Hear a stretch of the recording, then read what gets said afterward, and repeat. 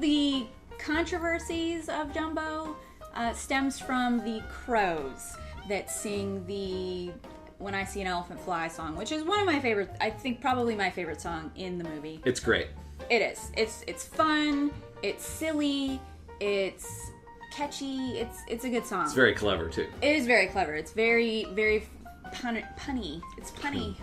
The controversy stems from the fact that they're crows, so they're black. They're black crows, because crows are black.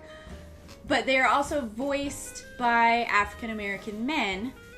And some people have pointed out that they feel like the crows represent a negative stereotype, or that it's racist. Yeah. There's a handful of critics that say that, and after reading both sides, I have to say no, I don't. And obviously after watching the movie, they might be a bit stereotypical of probably black men at the time period. They might be just in the way that they dress and their mannerisms, but they're also voiced by African American men. Mm-hmm. So of course they're going to have speech patterns associated with African American men. But they're not caricature. No, they're definitely not caricature, and it's not like it's blackface. Nope, they're smart, they're clever, they are on their own free will, they're not just doing things to be amusing, they're just having a good time on their own when they discover Timothy and Dumbo up in their tree, and then they sing their awesome song. They're in their tree, and they're like, what are these crazy guys doing in our tree? And they sort of make fun of Dumbo, but then once Timothy explains,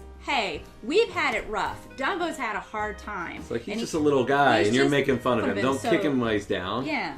And then the crows feel bad for what they've done. They feel bad. They're like, we're sorry, we didn't know. Yeah, they immediately turn around and they're like, all right, hey, you're great. Don't walk away with hurt feelings. We're going to make this up to you. Yeah. You want to teach that elephant to fly, we're going to help you teach that elephant to fly.